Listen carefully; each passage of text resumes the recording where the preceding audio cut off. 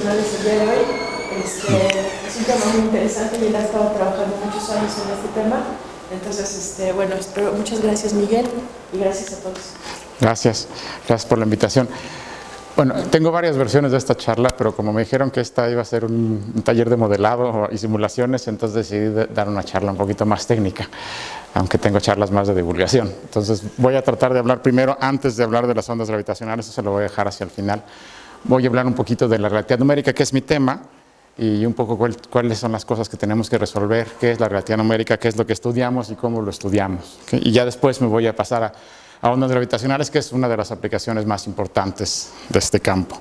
Entonces, bueno, la relatividad numérica parte de las ecuaciones de la relatividad general. La relatividad general es una teoría moderna de la gravitación, moderna, pero ya tiene 100 años, acaba de cumplir 100 años el año pasado, y es la teoría de Einstein que nos dice que la gravedad no es más que una manifestación de la geometría del espacio-tiempo. Y entonces las ecuaciones de campo de Einstein se ven muy inocentes, ahí están. Esas son las ecuaciones de campo de Einstein escritas en forma compacta.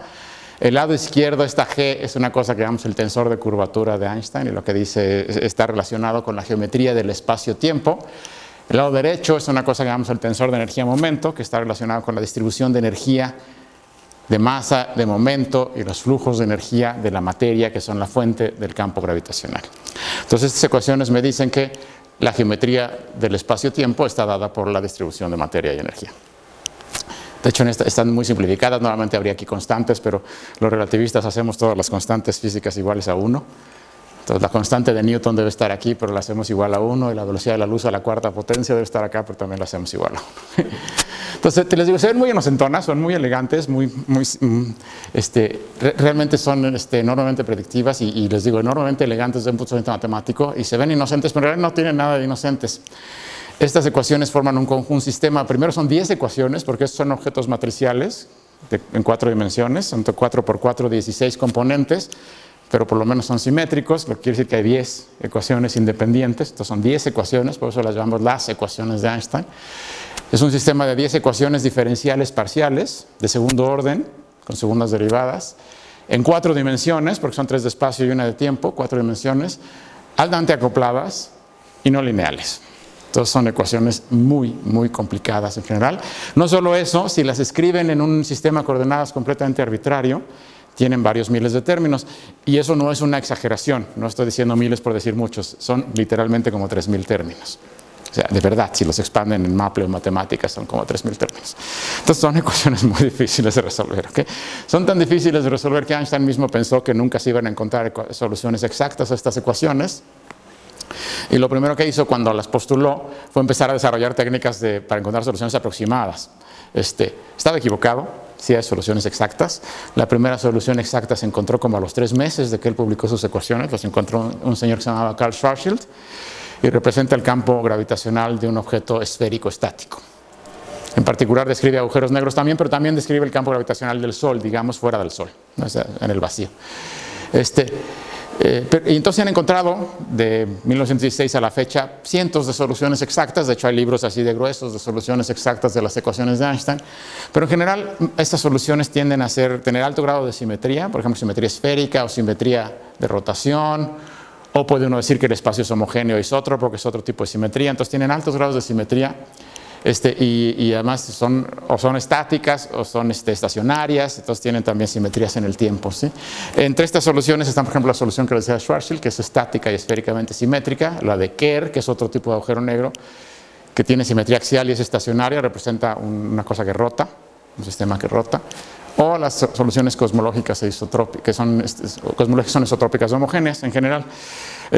Pero ya la mayoría de las otras soluciones que hay exactas ni siquiera tienen interpretación física. De hecho, ya llegamos a una situación desde hace ya un buen rato, desde los 90s, en donde si uno encuentra una nueva solución exacta de las ecuaciones de Einstein y la manda a una revista, no se la publican a menos que uno pueda explicar por qué es interesante, qué representa, ¿no? Porque muchas veces nomás eran soluciones con estas fórmulas horrorosas que resuelven la ecuación, pero qué sistema físico representa, quién sabe, ¿no? O sea, ya no te dejan, ¿no? Y cuando uno tiene un sistema más interesante, con relevancia astrofísica, que no es estático, sino que es dinámico, donde no hay simetrías o hay muy pocas simetrías, las ecuaciones se vuelven imposibles de resolver analíticamente. Entonces, la relatividad numérica es ahí donde entra, es tratar de resolver las ecuaciones de campo de Einstein en toda su gloria, en situaciones de interés astrofísico en particular, y ya no vamos a tener soluciones exactas, entonces necesitamos soluciones numéricas, soluciones en computadora, esa es la relatividad numérica. ¿Okay? Por si quieren aprender, ahí hay un anuncio. Hay libros de texto, el de la izquierda es mío, el de la derecha no es mío, pero también está muy bonito. Entonces, si a alguien le interesa el tema, hay libros de texto. Estos libros son muy recientes, el mío es de 2008, este es de 2011. No había libros de texto en este campo, sino hasta hace apenas 7, 8 años. ¿Okay? Les voy a dar una idea muy rápida del tipo de ecuaciones que tenemos que resolver. No me voy a tener esto porque esto es más solo para físicos.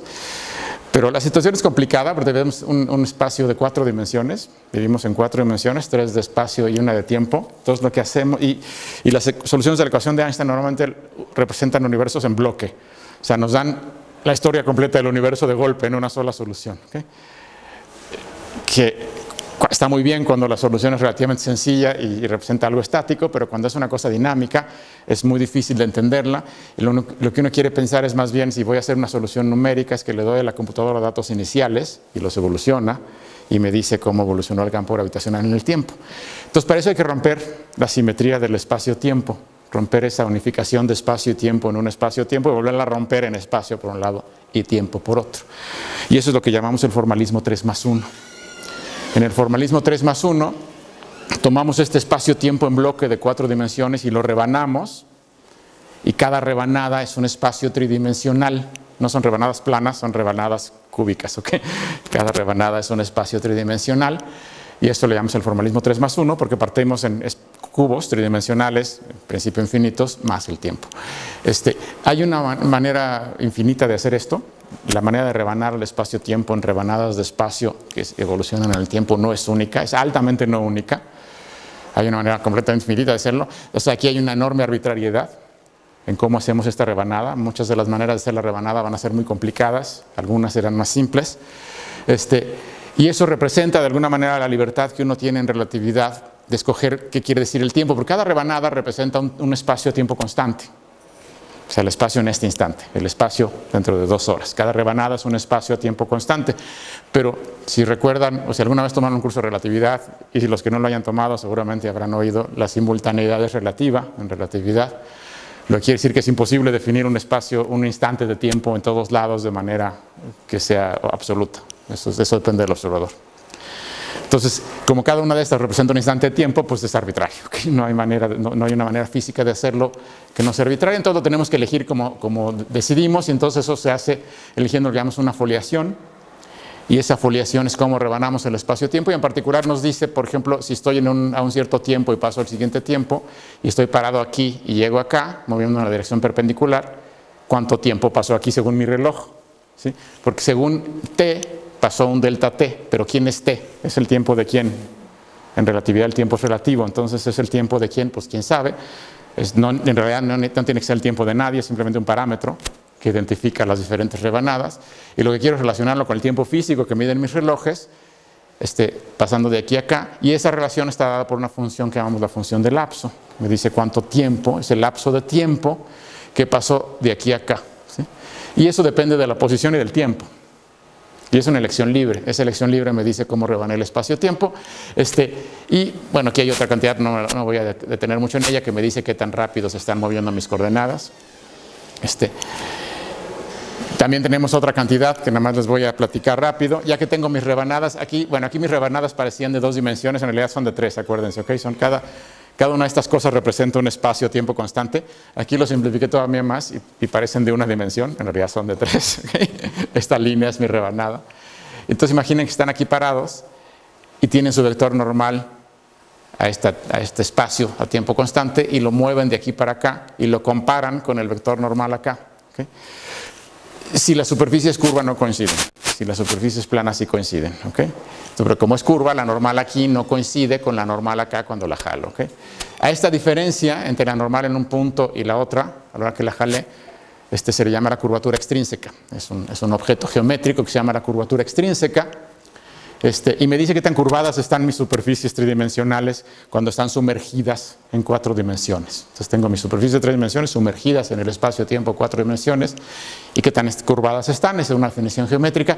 Lo interesante, no le pongan mucha más atención, es que este objeto que definí aquí, que se llama la curvatura extrínseca, que está acá, se puede reescribir en términos de la derivada en el tiempo de esta gama. Perdón, esas sí no se las expliqué, se las tenía que haber explicado. Esta gama de aquí mide distancias espaciales.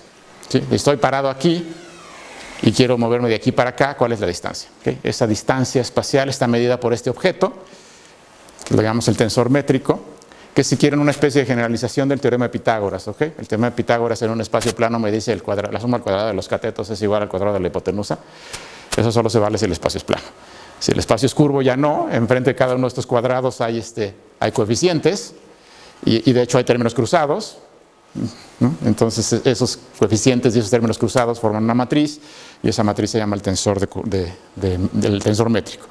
Y eso es lo que me dice que la geometría de estas superficies, que es una medida del campo gravitacional, y esa geometría, su derivada en el tiempo está dada por esta acá. Entonces, si no les interesa mucho entender la física, lo que pueden ver es que esta es una ecuación diferencial que me dice el cambio en el tiempo de esta cantidad, que es la cantidad física que me importa, porque representa la geometría, es básicamente esta acá.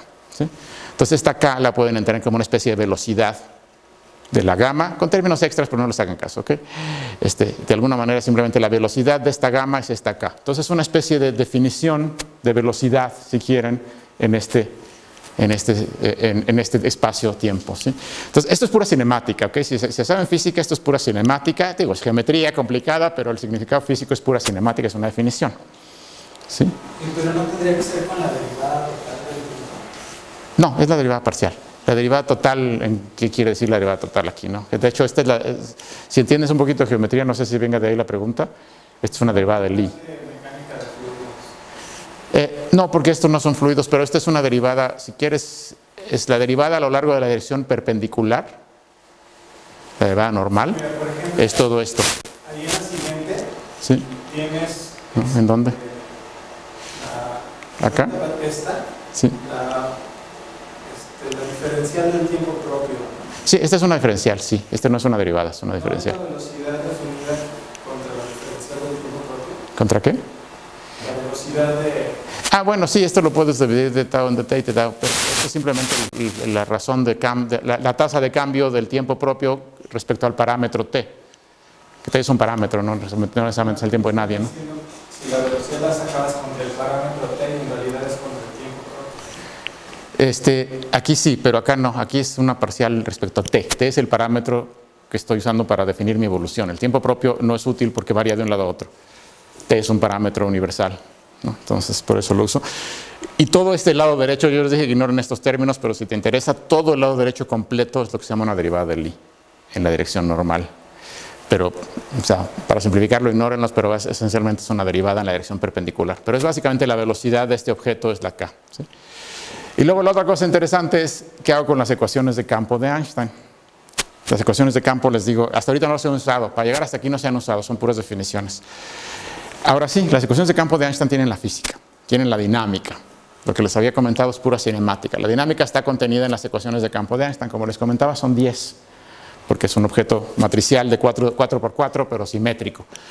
Cuando uno hace esta descomposición en espacio-tiempo, uno proyecta esas ecuaciones contra el vector normal o hacia la superficie. De hecho, hay 3 posibles proyecciones. Tomo mis ecuaciones y las proyecto todas a la superficie. Tomo mis ecuaciones y las proyecto todas al vector normal, o hago mitad y mitad. Son las proyecciones mixtas. Cuando uno hace eso, uno descompone las ecuaciones, las 6 ecuaciones, en 2 grupos. Un grupo de 4 ecuaciones iniciales que llamamos constricciones porque no incluyen derivadas temporales de las cantidades físicas importantes, y otras 6 ecuaciones que ahorita vamos a ver. Esas 4 constricciones a su vez las puedo separar en 2 pedazos. Un pedazo que está aquí, que es una sola ecuación. Digo, yo sé que se ve un poco fea, pero esta es una cosa al cuadrado, esta es otra cosa al cuadrado. Aquí los índices se cancelan, no son puras sumas, no hay índices libres. Este es un objeto que representa la curvatura de la superficie tridimensional, se llama la curvatura escalar. Entonces toda esta combinación de cosas es igual a esta ρ, y la ρ es la densidad de energía. Entonces toda esta ecuación me dice la densidad de energía dada de la materia, la densidad de masa que hay ahí, tiene que estar igual a esta combinación de cantidades geométricas. Es una sola ecuación. Como involucra la energía, se le conoce en física como la constricción hamiltoniana. ¿Por qué constricción? Porque no hay derivadas en el tiempo. Es como en mecánica, cuando uno está haciendo mecánica y dice el objeto está constreñido a moverse en esta trayectoria, entonces hay ecuaciones de constricción. Esta es una constricción. Y hay otras tres que están aquí abajo. Esta es una, estas son tres. ¿Por qué sé que son tres? Porque hay un índice libre aquí, I, que puede tomar valores 1, 2 y 3, X, Y, Z. ¿Sí? Entonces, es estas derivadas, otras derivadas de estas Ks, es una ecuación en derivadas de Ks, igual a J, y J es la densidad de momento. Entonces, esta es una ecuación que involucra la densidad de momento de la materia que está generando el campo gravitacional, y esta es una ecuación que involucra la densidad de energía. Entonces, se conocen como la constricción hamiltoniana y la constricción de momento. No tienen derivadas temporales. ¿Sí? Para los que se acuerden de su electrodinámica, se parecen en parte a las ecuaciones de Maxwell. Las ecuaciones de Maxwell de la electrodinámica también se pueden separar en dos grupos: las que tienen derivadas en el tiempo de los campos y las que no. ¿Sí? Las que no por ejemplo, las que no tienen derivadas en el tiempo de los campos son la ley de Gauss y la ley de que no existen monopolos magnéticos. Esas no tienen derivadas en el tiempo de nada, son constricciones. Y las que tienen derivadas en el tiempo son las otras. Aquí es igual, estas cuatro no tienen derivadas en el tiempo. Lo que quiere decir que se tienen que satisfacer a todo tiempo. Y en particular se tienen que satisfacer t igual a 0. Y son ecuaciones muy complicadas. ¿Okay? Entonces, a t igual a 0 ya tengo que satisfacer un par de ecuaciones, de hecho 4 ecuaciones muy complicadas. Entonces no puedo ni siquiera arrancar una simulación si no resolví estas ecuaciones primero. Porque estas ecuaciones se tienen que satisfacer a t igual a 0. Y luego están estas otras, que son las 6 que les decía que me faltaban. Estas las de antes, nada más despejé la derivada en el tiempo. Esta es una definición, esta es la definición de velocidad, si quieren. La derivada en el tiempo de la posición es igual a la velocidad, como en mecánica. Y esta es la derivada en el tiempo de la velocidad, es decir, la aceleración es igual a un cochinero del lado derecho, que no les voy a explicar. Pero esta es el equivalente a la segunda ley de Newton, ¿ok? Este es el equivalente a la definición de velocidad y este es el equivalente a la segunda ley de Newton. Aceleración es igual a fuerzas, ¿sí? Son ecuaciones muy complicadas. Salen de las ecuaciones de Einstein, la que les enseñé, G igual a T. Estas salen de ahí. ¿Okay? Y se ven horribles. Todas estas cosas además están llenas de términos. Estas ecuaciones es las que les digo, las expande uno, tiene miles de términos. Estas ecuaciones se derivaron en 1963. Se conocen como las ecuaciones de Arnold, Tessen y Misner. Y son las ecuaciones que me permiten entender la evolución de un campo gravitacional en el tiempo. ¿Okay? Entonces, estas son las ecuaciones que tengo que resolver. Tengo que resolver estas ecuaciones para encontrar la evolución en el tiempo del campo gravitacional, que es esta G, y tengo que asegurarme que estas otras se satisfacen todo el tiempo. ¿Sí? Entonces, ese es el problema que hay que resolver. Es un problema muy complicado, como se imaginarán. Son ecuaciones diferenciales, como les decía, son ecuaciones diferenciales parciales de segundo orden. Aquí se ve clarísimo. Este objeto es una primera derivada en el tiempo, entonces esto ya son dos derivadas en el tiempo. Y este objeto de aquí, aunque no se ve, es una simplificación para una combinación muy complicada de segundas derivadas en el espacio de la gamma. Es una especie de generalización horrorosa del operador laplaciano.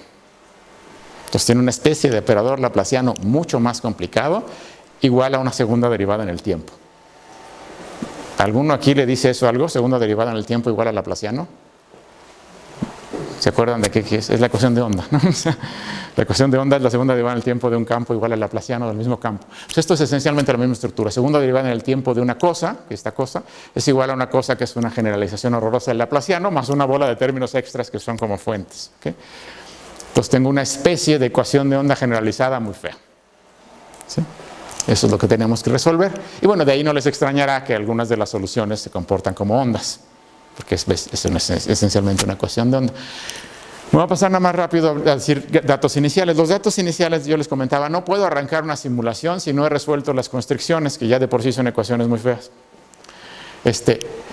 Afortunadamente sí sabemos cómo resolverlas en algunas situaciones específicas. Por ejemplo, el caso más fácil de todos son dos agujeros negros. Entonces, la gente luego le llama la atención porque los agujeros negros parecen objetos muy exóticos y uno pensaría que son los complicados. No, son los fáciles, ¿ok? Las estrellas son más feas que los agujeros negros porque tienen fluidos y los fluidos son muy latosos. Los agujeros negros están en vacío, no hay fluidos. Entonces nos simplifican la vida.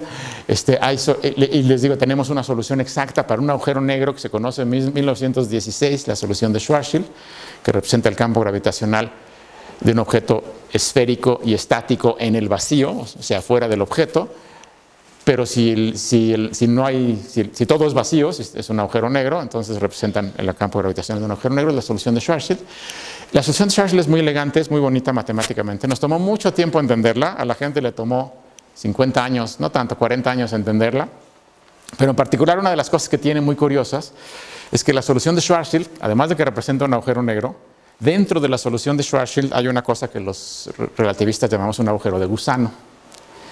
También tiene otro nombre, también se llama un túnel de Einstein-Rosen, porque lo descubrieron Einstein y Rosen en 1936 dentro de esta solución, y es una de estas cosas. Ustedes se imaginan que tengo mi universo y dentro del agujero negro hay como una especie de túnel que conecta con otro universo del otro lado. A eso lo conocemos como un agujero de gusano o un túnel de Einstein-Rosen. Es parte de la solución de Schwarzschild, está dentro del agujero negro, ahí está. Es parte de la solución matemática de Schwarzschild. Si tengo uno, pues muy fácil. Si quiero dos agujeros negros, pues pongo dos, ¿no? Entonces, esta es una representación geométrica, si quieren topológica, de un espacio con dos agujeros negros que están conectados a otro universo. Y resulta que lo bonito, y bueno, lo puedo hacer así, tengo dos agujeros negros que son dos túneles que conectan nuestro universo con un segundo universo. O lo puedo hacer así, que tengo dos agujeros negros que conectan nuestro universo, cada uno con un universo separado. Aquí tengo tres universos, ¿ven la diferencia? Aquí son dos, aquí hay tres, porque estos están separados, son distintos, ¿ok? Entonces tengo un espacio nuestro conectado por dos túneles a otros dos universos separados, ¿no? Afortunadamente esta expresión, aunque parezca más complicada porque involucra tres universos, la solución analítica es trivial. Es 1 entre R1 más 1 entre R2. Y ya cabe. Esa es la solución analítica para este problema, a final de cuentas. Esta es más complicada. Esta es una suma horrorosa de polos por todos lados. Y naturalmente uno entiende por qué. Porque si yo estoy parado aquí y veo este agujero negro, lo veo aquí, pero lo vuelvo a ver y lo vuelvo a ver y lo vuelvo a ver un número infinito de veces dándole la vuelta aquí, ¿no?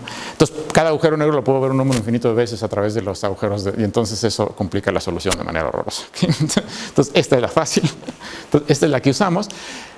La pregunta sobre si estos universos existen realmente del otro lado de los agujeros negros o no es irrelevante, porque no nos importa, porque cualquier cosa que ocurra dentro de un agujero negro no puede afectar al exterior, por definición. Un agujero negro no permite que nada de lo que esté adentro salga. Entonces, si nuestro universo realmente es así, o de alguna otra manera dentro de los agujeros negros no nos importa. No afectan en absoluto lo que pase fuera. Entonces usamos la fácil, que es esta, y así modelamos agujeros negros. Resulta que esta cosa, como les decía, 1 entre R1 más 1 entre R2, resuelve esta. Bueno, esta ecuación es trivial si supongo que no se están moviendo los agujeros negros, y esa que les decía resuelve esta de manera exacta, y si los agujeros negros no se están moviendo, esta sale 0 igual a 0. Entonces ya es una solución exacta. Si los agujeros negros sí se mueven, es más complicado, pero afortunadamente tenemos soluciones analíticas de esta ecuación, completamente analíticas, que representan un conjunto de partículas puntuales moviéndose con velocidades iniciales arbitrarias y espines arbitrarios. Entonces es una solución analítica. Y si tengo esa solución analítica, puedo luego conectarla acá y encontrar una solución numérica que represente lo que quiero. Entonces sabemos tener datos iniciales para agujeros negros. También tenemos datos iniciales para estrellas, no me crean que no los tenemos. Si los tenemos, nada más que es más complicado explicarlos porque, como les decía, involucran fluidos. Los fluidos son más feos. Esto es muy sencillito. Entonces, ya que tenemos mis datos iniciales, en este caso, digamos, analíticos, ahora sí necesito usar la computadora. Me voy a ir muy rápido, pero se supone que aquí, como es un taller de simulaciones, deben tener alguna idea de esto. En general, en relatividad numérica, prácticamente siempre se utiliza un método que se llama diferencias finitas. Hay algunas excepciones, pero en general se utilizan diferencias finitas. Las diferencias finitas es una técnica de solución de ecuaciones diferenciales parciales de manera aproximada en la computadora. Lo que hace uno es tomar el espacio en el que estoy viviendo, en este caso nada más puse una dimensión, pero imagínense 3, dimensión X, y discretizarlo, poner una serie de puntos discretos en una malla.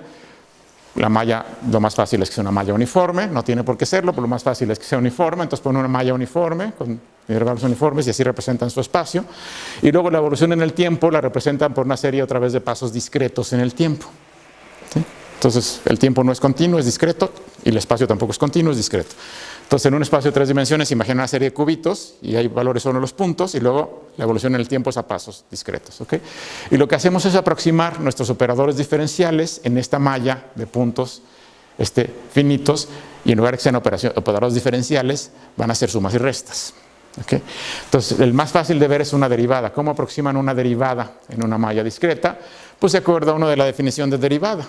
La definición, sí. En este caso, ¿X qué es? X es la dirección espacial. O sea, nada más. Espacio. Sí, si quieres 3 dimensiones pones X, Y, Z. Sí, pero. Sí, pero ese es. Hasta ahorita lo vi de gusano, sí. Bueno, ahí podrían ser R, teta y phi o cualquiera de las coordenadas que quieras. Aquí lo estoy haciendo más fácil, pero sí. ¿Por qué los operadores todos son centrados? Bueno, no iba a ir tan allá, pero si quieres, ahorita comento. Estos nomás son ejemplos, ¿ok? La diferencia, la derivada la hace uno dándose que la derivada es simplemente tomar la diferencia y dividir entre la distancia y tomar el límite. De aquí no tomamos el límite, porque la distancia más pequeña que tenemos es el intervalo delta X, y entonces pues lo hacemos ahí y ya. Esta, como me decías, es centrada, o sea, si quiero calcular la derivada aquí, tomo el valor de acá menos el de acá y divido entre 2 veces la distancia. La razón es que esto es más preciso que hacer una derivada de un lado o del otro. Si quiero calcular la derivada aquí y tomo menos y divido entre delta, el error es más grande que si tomo centrado. Esta diferencia, el error aquí es de orden delta cuadrada, mientras que el error en la otra es de orden delta. Entonces esta es más precisa que la otra, que las ladeadas. La primera derivada es obvia, la segunda derivada es menos obvio cómo se calcula, pero es muy fácil demostrarla usando series de Taylor, que en este caso la podría yo calcular así. Tomo los dos valores a la izquierda y derecha, los sumo, resto 2 veces el valor central, divido entre la delta al cuadrado, eso me da una muy buena aproximación a la segunda derivada, de segundo orden en delta también, o sea, el error aquí es orden delta cuadrada también. Y así en principio puedo seguirme con todas las derivadas que yo quiera, ¿ok? Y hago lo mismo en X y lo mismo en T, ¿sí? Normalmente usamos derivadas centrales, pero de hecho, para los que entienden el tema, prácticamente ningún código que yo conozca que funcione hoy en día usa derivadas de segundo orden, prácticamente todo el mundo usa de cuarto por lo menos, y en algunos casos hasta de sexto y octavo orden. Pero bueno, es más fácil verlas de segundo orden, pero la idea es la misma, ¿ok? Entonces el chiste es convertir mis ecuaciones diferenciales en una serie de ecuaciones algebraicas, sumas y restas en lugar de derivadas. El precio a pagar es que son muchas, ¿okay? Tengo una ecuación algebraica por cada punto de la malla y por cada ecuación diferencial original. Entonces, si yo tengo 10 ecuaciones diferenciales, entonces en cada punto de la malla voy a tener 10 ecuaciones algebraicas, y si mi malla es muy grande, por ejemplo 100 puntos al cubo, ya tengo 1.000.000, entonces voy a acabar con 10 millones de ecuaciones algebraicas por resolver cada paso del tiempo. Y luego hay que dar, general, miles, si no es que decenas de miles de pasos de tiempo.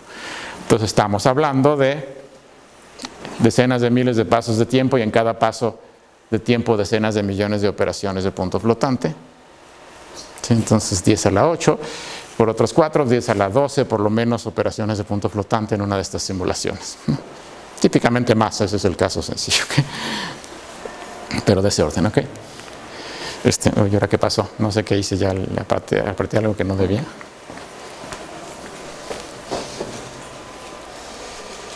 No sé qué. Entonces, esa es la idea básica de diferencias finitas. Es mucho más que eso, porque hay muchas diferentes maneras de aproximar las cosas, ladeadas, no ladeadas, centradas a diferentes órdenes. Hay muchas formas de hacerlo. Y hay varias cosas en las que hay que preocuparse. Las diferencias finitas en algún sentido son un arte, no es claro qué hacer. Hay 3 propiedades bien importantes de las diferencias finitas que siempre tenemos que preocuparnos. La primera es consistencia. Consistencia en general es muy fácil. Consistencia quiere decir que si toman sus ecuaciones algebraicas aproximadas en diferencias finitas y toman el límite cuando los intervalos se van a 0, deben recuperar las ecuaciones diferenciales originales, ¿no? Si no, es que hicieron algo mal, ¿no? O sea, no están aproximando lo que deben. Entonces, en general es muy obvio. La consistencia en general se prueba a ojo. Uno ve las ecuaciones y checa este límite da, y acabé. Excepto cuando tienen problemas con singularidades de coordenadas. Por ejemplo, en simetría esférica, cuando uno tiene un sistema con simetría esférica, a uno le gusta usar coordenadas esféricas, por razones obvias. Pero las coordenadas esféricas son singulares en el origen. Entonces, cuando uno tiene problemas en simetría esférica con coordenadas esféricas, hay que tener cuidado que la aproximación en diferencias finitas sea consistente en el origen. Fácilmente no lo es. Si uno se distrae un poquito, ya la regó y acaba siendo algo inconsistente en el origen que echa a perder todo, ¿okay? Entonces, aguas. Pero eso en general es fácil. La propiedad que realmente me importa es lo que se llama convergencia, que es otra cosa. Convergencia quiere decir que si hacen una simulación, un cierto número de pasos de tiempo, hasta un tiempo final, llamémosle T mayúscula, fijo, y luego repiten la simulación tomando delta X y delta T más chiquito, pero llegan al mismo tiempo final fijo. Entonces, por ejemplo, si la delta T se fue a la mitad, voy a tener que dar el doble de pasos de tiempo para llegar al mismo tiempo final. y lo repiten muchas veces. Entonces, en el límite en el que estos pasos se van a cero, recuperan la solución al sistema de ecuaciones diferenciales original. Eso es convergencia, y eso es lo que quieren, porque a final de cuentas lo que quieren es resolver el sistema de ecuaciones diferenciales original o tener una buena aproximación. Entonces lo que uno quiere es convergencia. Es distinto a consistencia. ¿Ven? Consistencia es una cosa puntual, mientras que convergencia es algo a tiempo finito t, y en el límite de estas cosas se van a cero, el tiempo finito t se alcanza después de un número infinito de pasos de tiempo. ¿Okay? Entonces, básicamente lo que esto les está diciendo intuitivamente es que si cada paso de tiempo cometen un pequeño error, en el límite de pasos de tiempo infinitesimales, cada error va a ser infinitesimal, pero lo que quiero es que la integral de esos errores es de cero. ¿Okay? Es básicamente la idea, ¿sí? Que no es trivial, no tiene por qué pasar. Y la tercera que está relacionada con esta es una cosa que se llama estabilidad. Lo que quiero es que la solución del sistema de diferencias finitas no me explote en la cara, no crezca de manera arbitraria cuando la solución exacta no crece.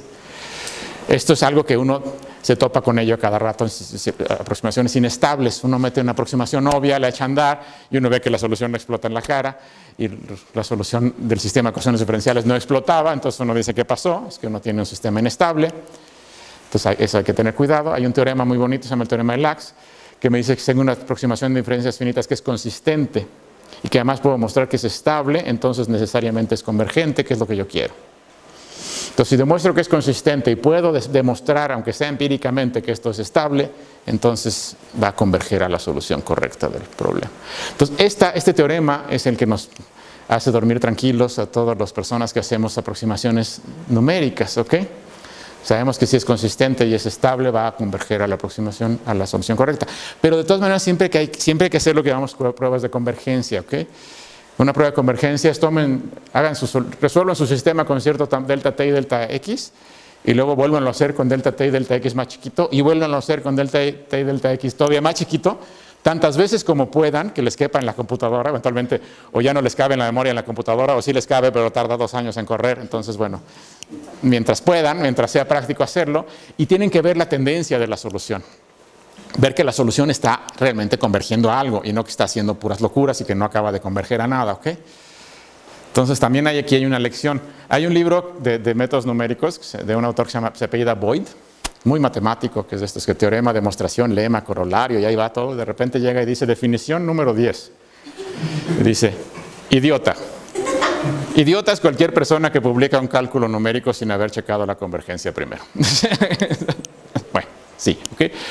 Es bien importante. Yo me he topado con este problema en la vida profesional varias veces con gente que no viene del ámbito numérico, de simulaciones, y entonces me dicen, bajé este programa de cosmología fantástico de la red y ya lo eché a andar en esta simulación y mira lo interesante que salió esta cosa de la simulación de la galaxia. Digo, ¿checaste la convergencia? Me dice, ¿qué? Pero si no checas la convergencia, ¿cómo estás seguro que lo que viste tiene algún sentido físico o es puro error numérico lo que me estás enseñando? Entonces, aguas, ¿ok? Si lo hacen una vez, no tienen idea si la solución tiene nada que ver con la correcta. Tienen que hacerlo a muchas resoluciones diferentes para checar que sí hay una tendencia y que sí se están aproximando a algo que ya está convergiendo. Y entonces le pueden creer, ¿ok? Si no, no. Bueno, aquí nada más les pongo un ejemplo de cosas que pueden pasar, pero ya me voy más rápido. Una condición que se llama condición de Courant. Es una condición que suele ser necesaria para estabilidad, aunque desgraciadamente no es suficiente, pero muchas veces sí, pero no siempre. Y lo que me dice es que la región o sea, imagínense que esta es su malla numérica, esto es delta x y esto es delta t, ¿ok? Y tiene una ecuación diferencial, por ejemplo una ecuación de onda, que tiene una velocidad característica de propagación física, la velocidad de las ondas, la velocidad del sonido, ¿ok? Entonces, si su velocidad del sonido es tal que si de aquí mando una perturbación hacia el futuro, llega acá y cruza entre estos dos puntos, o sea, entre este y el que le sigue, entonces la simulación va a ser estable.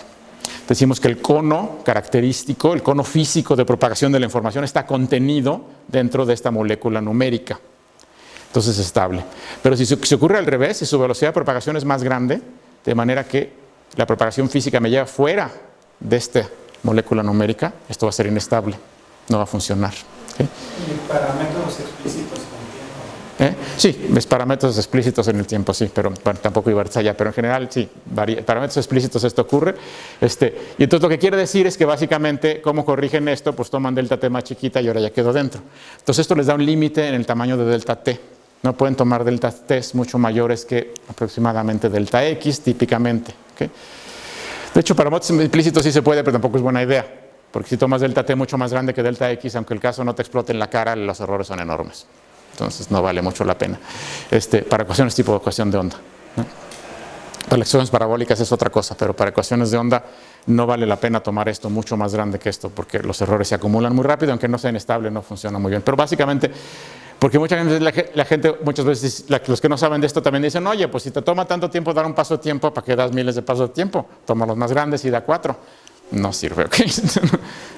Por razones físicas, claramente, el intervalo de tiempo tiene que ser más o menos del orden del intervalo espacial para que las cosas tengan sentido. Aquí básicamente hay un factor que sería la velocidad de propagación, ¿okay? Entonces, delta t es menor que la velocidad de propagación de la información por delta x, ¿ok?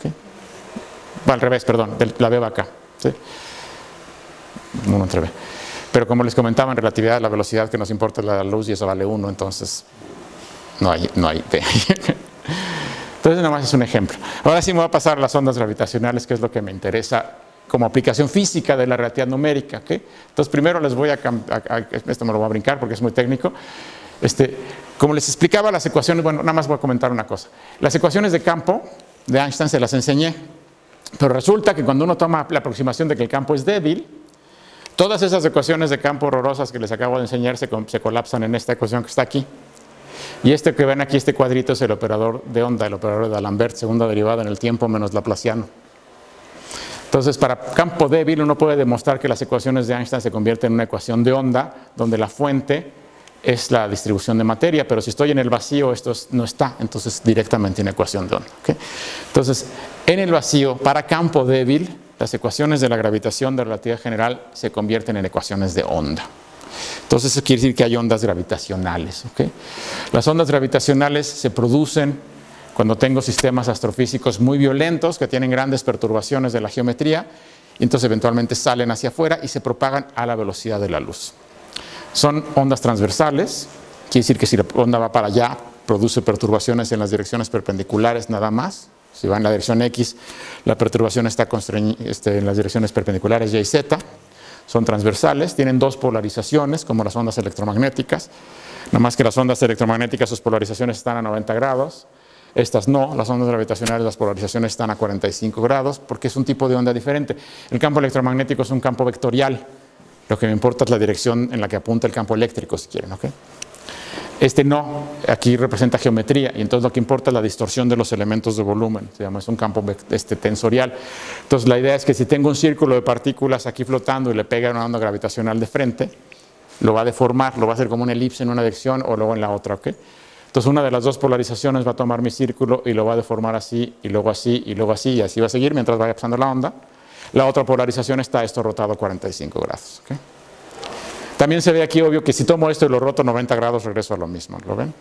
Entonces, por eso rotar 90 grados no tiene ningún sentido en ondas gravitacionales, porque recupero lo mismo de antes. Lo que me da algo interesante es rotar 45 grados. Entonces, tengo estas ondas, dos polarizaciones, rotadas 45 grados, y este es el efecto que una onda gravitacional tendría sobre un círculo de partículas. Tiene esos círculos de partículas flotando en el espacio, viene una onda gravitacional que produjo algún sistema astrofísico muy violento, una supernova, por ejemplo, le pega a mi círculo de partículas, lo va a estirar en una dirección y comprimir en la otra, y luego al revés, de manera alternada, mientras vaya pasando el tren de ondas. ¿Okay? Ese es el efecto de una onda gravitacional sobre la materia. Y esto es lo que nos da una idea de cómo podemos medir las ondas gravitacionales. ¿Sí? Perdón, esto también me lo voy a brincar porque es muy complicado. Es que esta es una charla que tengo para físicos, entonces me la voy a brincar. ¿Okay? ¿Cómo se emiten las ondas gravitacionales? Entonces las ondas gravitacionales, bueno, ¿cómo se emiten cualquier fenómeno ondulatorio? Pues perturban el medio, ¿no? ¿Cómo emito ondas de sonido? Pues hago vibrar el aire, emito ondas de sonido.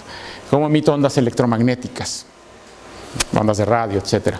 Necesito poner a vibrar cargas eléctricas. Por ejemplo, tomo un cable conductor en una antena y mando una corriente eléctrica, que son básicamente electrones, y los pongo a oscilar en la antena y entonces eso produce una onda electromagnética que viaja hacia afuera de la velocidad de la luz. Para las ondas gravitacionales la idea es más o menos la misma. Si quiero producir ondas gravitacionales tengo que mover masas porque la gravedad la produce la masa, ¿ok? Entonces tengo que tener masas y moverlas. Y eso produce ondas gravitacionales. Nada más que aquí hay un problema. La gravedad es una fuerza extremadamente débil. Muy, muy, muy débil, ¿ok? Aunque parece raro porque es la fuerza que hace que me mate cuando me caiga de un edificio, y las fuerzas eléctricas y magnéticas normalmente no las veo, pero eso se debe a que la materia a gran escala es eléctricamente neutra, los átomos son neutros, y entonces las fuerzas electromagnéticas se van tapando unas a otras, y entonces a gran escala no se notan, pero la fuerza gravitacional nada la detiene, o sea, no hay masas negativas. Como no hay masas negativas, la masa se va sumando, sumando, sumando, y cuando lo que tengo es un planetota abajo, pues se nota, ¿ok? Se nota mucho. Pero en realidad es una fuerza muy débil. Para que se den una idea, si toman un electrón y calculan, se ponen a 1 metro del electrón y calculan la intensidad del campo eléctrico del electrón, les da un cierto número con la ley de Coulomb, y luego hacen lo mismo y calculan la intensidad del campo gravitacional del electrón con la ley de Newton, lo que les da que el campo gravitacional es 40 órdenes de magnitud más chiquito que el campo eléctrico. O sea, un 1 con 40 ceros veces más chico, ¿okay? La gravedad es no 40 veces, 40 órdenes de magnitud, o sea, un 1 con 40 ceros, 40 órdenes de magnitud más chica que la fuerza eléctrica. Entonces la gravedad es muy, muy débil. Y esto implica que, mientras que puedo producir ondas electromagnéticas razonablemente detectables, poniendo a oscilar unos cuantos electroncitos en una antena, pues si quiero producir ondas gravitacionales medianamente detectables, no me basta poner a oscilar 2 masas ordinarias, tengo que poner a oscilar estrellas, ¿okay? Tengo que tener masas gigantescas y ponerlas a oscilar. Entonces, idealmente, necesito poner a oscilar estrellas. De hecho, incluso no cualquier estrella, ¿ok? Si ponen a oscilar estrellas del tamaño del Sol que estén separadas distancias astronómicas usuales, tampoco van a medir nada. Necesitan poner a oscilar estrellas muy compactas, muy masivas y muy compactas, chiquitas, que estén muy cerquita una de otra y que estén moviéndose a velocidades razonablemente altas, ya no despreciables comparadas con la velocidad de la luz. Entonces, así podrían producir ondas gravitacionales que se pudieran en principio detectar. Afortunadamente, la naturaleza hace ese tipo de cosas solas. Entonces, por ejemplo, tenemos sistemas de estrellas binarias por todos lados, y en algunas ocasiones hay sistemas de estrellas binarias que son muy compactas, por ejemplo, estrellas de neutrones, y esas están dando vueltas una alrededor de la otra en la binaria a velocidades altas. Entonces, en principio, eso debería producir ondas gravitacionales relativamente más intensas que podría yo tener la esperanza de poder medir, ¿ok? Esa es la idea. Y aquí está un ejemplo. En 1974 se descubrió en nuestra galaxia el primer púlsar binario. Un púlsar es una estrella de neutrones, ¿okay? Una estrella de neutrones, ¿sí saben lo que es? Una estrella de neutrones es una estrella con la masa, un poco más de la masa del Sol, como por lo menos 50% veces más que la masa del Sol, 1.4 masas solares, pero toda comprimida en una esfera del tamaño de la Ciudad de México, 30 kilómetros de diámetro. Entonces tiene una estrella que tiene el tamaño de la Ciudad de México, pero que es casi el doble de veces la masa del Sol. Eso es una estrella de neutrones. ¿Por qué se llama estrella de neutrones? Porque ahí ya los protones y los electrones del hidrógeno se fusionaron para formar neutrones, y lo único que queda es puros neutrones, pero pegados uno contra otro en un objeto del tamaño de la Ciudad de México. Entonces, si quieren, es como un núcleo atómico del tamaño de una ciudad. Eso es una estrella de neutrones, es muy compacta, muy masiva, su gravedad es muy intensa, y en el 74 se descubrió el primer sistema de 2 estrellas de neutrones en órbita, se llama el púlsar binario, uno alrededor del otro, ¿okay? Ahí está el nombre que le ponen los astrónomos, que les encantan estos nombres que parecen que están en clave. PSR quiere decir pulsar, y 1913 más 16 quiere decir dónde está en el cielo, ¿okay? Esas son sus coordenadas celestes, ¿ok? Se descubrió en esa época, y entonces resulta que es un sistema ideal porque están en órbita y deberían estar emitiendo ondas gravitacionales, ¿okay?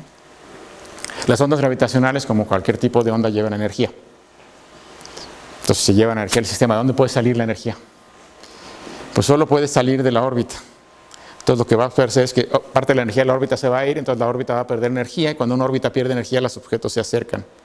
Entonces las estrellas de neutrones se van acercando, y cuando están cerca, de hecho, giran más rápido. Entonces se van acercando en una espiral, girando cada vez más rápido, mientras pierden energía en ondas gravitacionales. Si se acuerdan de sus cursos de física elemental, se parece a lo que decían que le iba a pasar al átomo de Rutherford, ¿no? Que los átomos no podían ser estables porque iban a emitir ondas electromagnéticas y el electrón iba a acabar cayendo al núcleo. Aquí es lo mismo, la diferencia es que con el átomo de Rutherford llegó Bohr a decir que la mecánica cuántica nos salvaba. Aquí no hay mecánica cuántica que nos salve, esto es un sistema macroscópico. Entonces esto sí va a ocurrir, se van a ir acercando y van a chocar.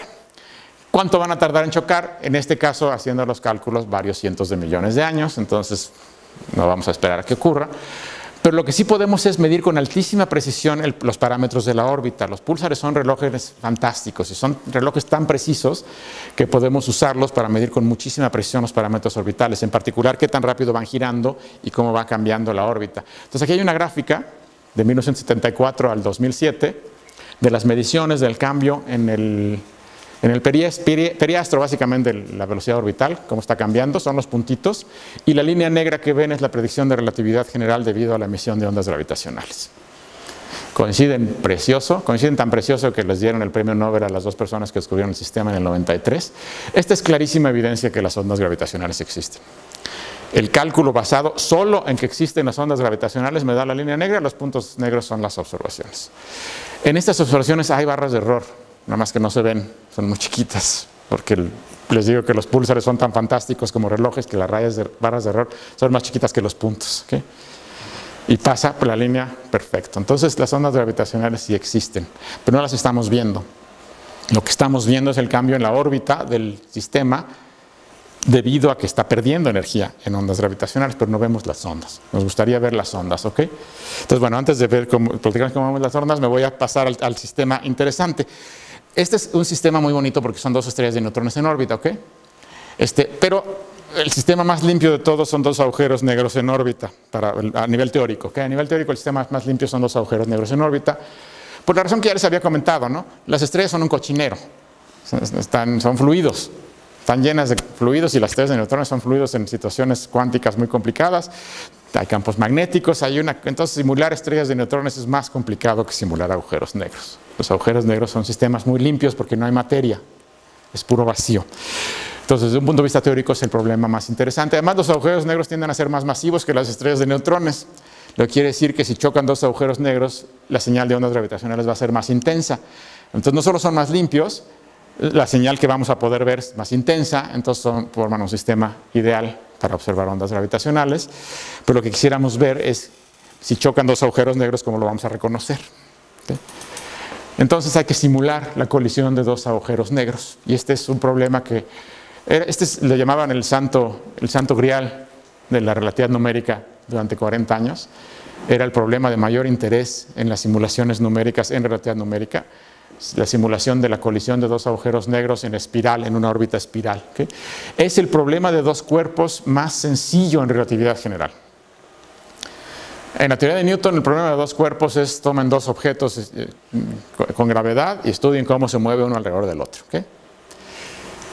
Y ya eso lo resolvió Newton en 1666. ¿No? Está resuelto analíticamente, son elipses o son trayectorias cónicas en general. Hay una solución analítica. ¿Sí? Hay órbitas cerradas, básicamente elípticas. Bueno, el problema análogo en relatividad general es el problema de la colisión de dos agujeros negros. Es el más sencillo porque el único equivalente a dos partículas puntuales son los agujeros negros. ¿Okay? De hecho, las partículas puntuales son problemáticas en relatividad, pero el equivalente más sencillo son agujeros negros. ¿Okay? Si no, tendríamos que poner estrellas, y las estrellas son feas. ¿Okay? Y tardamos más de 300 años, tardamos más de 100 años en resolver este problema, casi, como 90 años en resolver este problema. Mientras que Newton lo resolvió inmediatamente y lo guardó en un cajón 20 años, aquí al revés, aquí nos tardamos 90 años en resolverlo. ¿Por qué nos costó tanto trabajo resolverlo? Porque no es un problema cerrado, no es un sistema cerrado. En el caso newtoniano no hay ondas gravitacionales, entonces el sistema es cerrado, la energía se conserva y hay trayectorias cerradas y salen y ya cabe. ¿Okay? Aquí no. La energía no se conserva porque estoy perdiendo energía en forma de ondas gravitacionales todo el tiempo. Entonces es un sistema abierto que pierde continuamente energía. Y entonces como pierde energía, las órbitas decaen y eventualmente van a chocar. Entonces no va a haber una solución analítica a esto, evidentemente. Hay aproximaciones, pero una solución analítica cerrada no va a existir. Entonces era, como les comentaba, el sistema más limpio para estudiar en relatividad numérica. Y entonces aquí es más o menos lo que esperamos que pasaba. Tienen dos objetos en órbita, dos agujeros negros. Si están muy lejos, se pueden utilizar técnicas de aproximación, se llaman postnewtonianas. Y me dice que van a emitir ondas gravitacionales más o menos así, ¿sí? Cada vez más intensas y cada vez con menor frecuencia, pues se van a ir acercando en espiral. Eventualmente van a chocar, va a ser un cochinero. Y luego se van a fusionar en un agujero negro más grandote, que va simplemente a oscilar hasta que se estabilice. ¿Okay? Esto también se puede hacer con técnicas aproximadas, en este caso teoría de perturbaciones. ¿Sí? Entonces estas dos partes se conocían, la solución de este lado y la solución de este lado, se conocían desde los 70s, 80s en el mejor de los casos. Esta parte de aquí que pasaba justo durante la colisión no se puede aproximar. Aquí no hay técnica de aproximación que valga más que la aproximación numérica, pero no podemos hacer otra cosa. Hay que resolver las ecuaciones de Einstein en toda su gloria en la computadora. ¿Okay? Tomó 40 años, aquí les pongo una gráfica, no le hagan caso a todo lo que dice ahí porque son cosas muy técnicas, pero las ecuaciones de ADM que les enseñé es del 62. Esta sí es interesante, 1964, la primera vez en la historia de la física que dos personas, Hahn y Lindquist, intentaron hacer la simulación de la colisión de dos agujeros negros en una computadora. Fue en 1964, fue el año que yo nací. Imagínense las computadoras de 1964 para tratar de imaginarse lo que estas personas estaban tratando de hacer. ¿Okay? No les extrañará que les diga que no les salió. ¿Sí? Las computadoras de esa época. De hecho, en el 64 ni siquiera se llamaban agujeros negros. El nombre agujero negro lo inventó John Wheeler en el 68. Entonces, en el 64 ni siquiera se llamaban agujeros negros. Tenían una bola de nombres raros. De hecho, el artículo se llama sobre el problema de dos cuerpos en la geometrodinámica. Ese es el título del artículo. El problema de dos cuerpos en geometrodinámica era un nombre elegante que la gente usaba para relatividad general, pero que ya no se usa. ¿Okay? Entonces, la dinámica de la geometría. Entonces, eso fue en el 64. Y después seguimos intentándolo 40 años, muchas personas participaron, hubo un periodo de 4 años en Estados Unidos donde la National Science Foundation de Estados Unidos le dio a un consorcio de 10 universidades como $5 millones y les dijo, ya está, resuelvan su problema de la colisión de dos agujeros negros con $5 millones. Se compraron las computadoras más sofisticadas del mundo, se contrataron postdocs y no pudieron resolver. Al final de los 4 años, sí salieron varios artículos científicos, no es que no haya pasado nada. Se desarrollaron técnicas, se hicieron pruebas, etcétera, pero no lo pudieron resolver. Era muy complicado. Finalmente se pudo resolver por primera vez en el 2005. La primera vez se pudo hacer una órbita. Y ya del 2005-2006 a la fecha, ya el problema se considera resuelto. Se pueden hacer simulaciones que puede repetir muchos grupos en el mundo. Se pueden estudiar decenas de órbitas sin mayor problema, pero nos tomó del 64 al 2005, son 40 años. ¿Okay? 40 años de intentos. Yo le entré al tema por aquí, por acá, en el 90. ¿Sí? Y me dediqué a ese tema durante mucho tiempo. ¿Sí? Entonces muchas de las cosas que pasaron aquí, pues yo contribuí, pero al final, la solución final, pues sí la hicieron otros. Les voy a enseñar algunas simulaciones muy sencillitas. Esta es una simulación muy viejita, del 95. Se las enseño para que vean lo que podíamos hacer en esa época. Nada más. Es dos agujeros negros que van a chocar de frente. Aquí no están en espiral. ¿Por qué de frente? De frente es más fácil. ¿Okay? Por eso.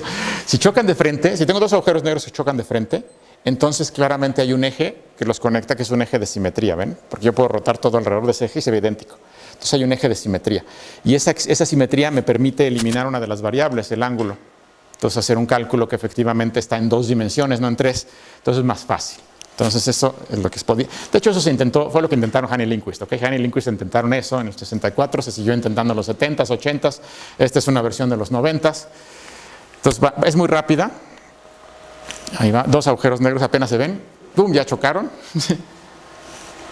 Y ven todas estas orejas que ven ahí, son las ondas gravitacionales que van saliendo. Entonces en esta simulación se estudió la emisión de ondas gravitacionales de dos agujeros negros que chocan de frente. Aquí está el eje de simetría. ¿Okay? La rotación que ven, no le hagan caso, no estaba rotando, los agujeros negros chocan de frente. Lo que pasa es que la persona que hizo la visualización con los datos científicos le pareció bonito ver cómo se vería si cambiábamos uno de perspectiva. Entonces esa rotación es completamente artificial, pero los datos son reales, ¿ok? Se los voy a volver a pasar. Dos agujeros negros, ¡pum!, ya chocaron. Esa línea que ven es el horizonte común. Ya chocaron, ya se fusionaron, ya están las ondas gravitacionales que sienten. Aquí está el tiempo corriendo en unidades que nos gustan, que son unidades de la masa. ¿Okay? Se ve muy fea, la resolución es muy mala. ¿Ves lo que se podía hacer en los 90s? La resolución era más alta originalmente, pero este es el resultado de tomar los datos de un cálculo en una supercomputadora a razonablemente buena resolución, hacer un video con eso, pasar el video en VHS, acuérdense, son los 90s, llevar ese VHS por el mundo para enseñarlo en las charlas. Y luego, eventualmente, por ahí del 2005, tomar el VHS y volverlo a digitalizar, ¿ok? Y hacer un archivo digital a partir del VHS. Entonces es lo que ven, ¿ok?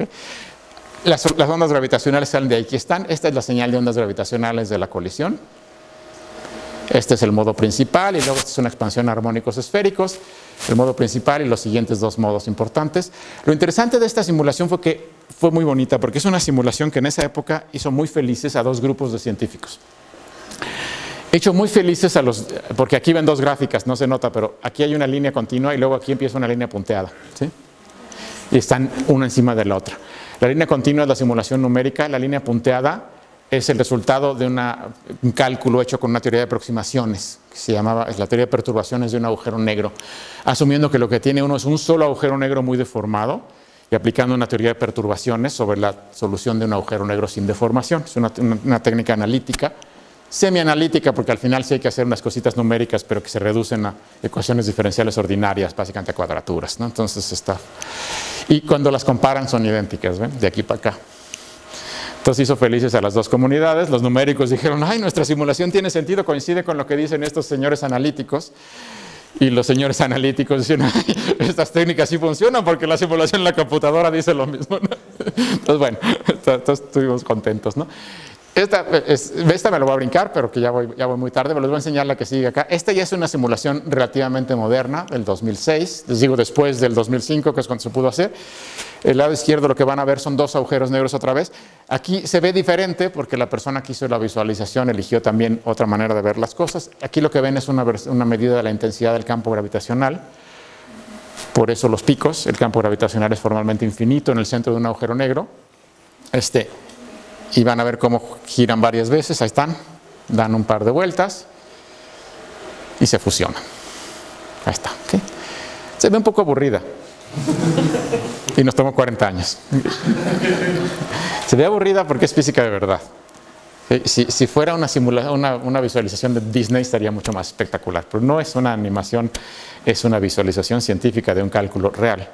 Entonces, se ve, es lo que hacen las ecuaciones, sale, ¿no? Pero tiene mucha física que no se ve porque las ondas gravitacionales no son muy intensas y aquí no se ven. Se ven en la de al lado. La de al lado tiene la señal de ondas gravitacionales extraída de ahí, que está enterrada aquí, pero muy chiquita. Y aquí la extraemos. Y ven que sí hay unas ondas muy bonitas en espiral, ¿no? Ahora, esta también sigue siendo una visualización. Entonces son bonitas, pero si uno quiere hacer números, son mejores las gráficas, ¿okay? Entonces, la de la izquierda es simplemente la trayectoria de uno de los dos agujeros negros en una simulación un poquito más larga, pero la de la derecha son las ondas gravitacionales que emite ese sistema. Las extrajimos y vemos, esta es la señal que vería un detector. Si se acuerdan, esto es lo que podíamos hacer con aproximaciones. Aquí lo repetimos, muy bonito, y luego aquí chocan y se fusionan y se apaga. Vamos a ver un zoom de esto en un momento, ¿ok? Sí. Entonces, esta es la señal de ondas gravitacionales que uno espera que venga de la colisión de dos agujeros negros. Es muy limpia, ¿sí? Muy, muy limpia. Ahora, también la naturaleza a veces es, muchas veces no, pero a veces es bondadosa, en el sentido de que estas cosas son ondas gravitacionales y esta es la señal que vería un detector de ondas gravitacionales. Pero la frecuencia de estas ondas gravitacionales es interesante. Su frecuencia está en los cientos de hertz o unos pocos miles de hertz, ¿okay? Curiosamente, esas son frecuencias que el oído humano puede oír. Ahora, no es sonido, son perturbaciones de la gravedad, no es sonido. Pero si ya las medí, o ya las deduje, o ya las simulé, y las inyecto a la bocina le da igual si son una grabación de un sonido real, o si es una señal de que se quede, no le importa, la va a reproducir como sonido. ¿Sí? Y entonces las puedo oír. Entonces se las voy a poner aquí, ¿sí? A ver si se oye. Me voy a acercar acá porque nada más son las bocinas de mi máquina. Les voy a enseñar una que es no las encuentro. Esto sí, me pasa la mitad de las veces que no quiero encontrarlas. Déjenme encontrarlas por acá. La mitad de las veces que doy estas charlas no encuentro los archivos. Y la otra, entonces bueno, aquí están. Entonces, estas son la señal de... Lo malo es que cuando lo prendo aquí se abre iTunes y luego quiere poner música. Dos agujeros negros, no, dos estrellas de neutrones con 1.5 masas solares chocando.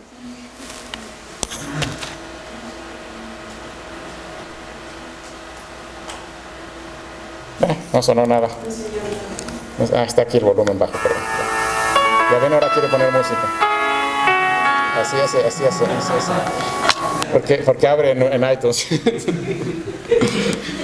Entonces, bueno, a ver si ahora sí.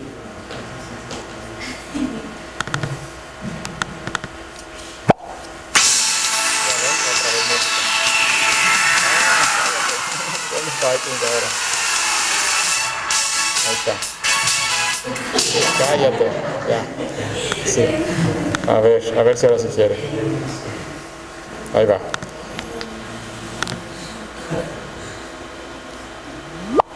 No sé yo, casi no sé yo, pero ya le bajé el volumen.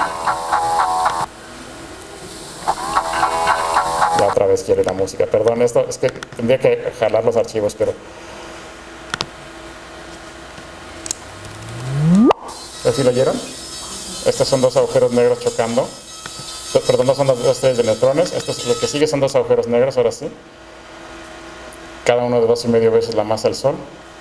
Y luego les voy a poner unos agujeros negros más grandecitos. Oh, caramba. Por lo menos Stairway to Heaven, ¿no?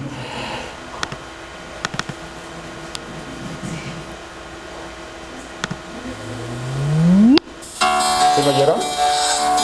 Así. ¿No? Bueno, no les voy a poner, no quieren sonar muy bien, pero nada más déjenme quitarle Stairway to Heaven. Sí, es que no sé por qué se me desconectaron de aquí. Ahora sí, a ver si aquí sí quiere. A ver si, miren, aquí están. Esa es una. Esta es la de dos agujeros negros más masivos, de cada uno de 2,5 veces la masa del Sol. Y esta otra es dos agujeros negros, cada uno de 50 veces la masa del Sol. Esta es muy rápida. Ese es el sonido que uno escucharía si dos agujeros negros con 50 veces la masa del Sol chocan, los detecto y mando la señal del detector a una bocina. ¿Okay? Entonces, en principio, si yo estuviera en uno de estos detectores y me pusiera los audífonos conectados a la señal del detector y esto pasa, lo oiría. ¿Okay? En principio, entonces sería yo un excelente detector de ondas gravitacionales porque lo reconozco muy rápido. Lo malo es que es aburrido. ¿Okay? ¿Qué volumen los oyes? Bueno, pues nada más le subes el volumen. Si la intensidad es bajísima, ese es el problema del detector, pero una vez que ya la detectaste, pues ya el reproductor, el amplificador, haces lo que quieras, ¿no? Pero sí, la señal es bajísima, ahorita lo voy a comentar, ¿sí? Entonces, ya me paso a los detectores, el último pedazo de la charla. Detectores de ondas gravitacionales existen hoy en día varios. El primer detector de ondas gravitacionales que se trató de construir se hizo en los 60s. Un señor que se llamaba Joseph Weber utilizaba una técnica muy diferente. Él puso una barra de aluminio grandota, como de 3 toneladas de peso. Es una barra como así era un cilindro como de un diámetro como así y 2 metros de largo. Y la idea era, pasa una onda gravitacional, pone a oscilar mi cilindro y yo detecto la oscilación del cilindro, ¿ok?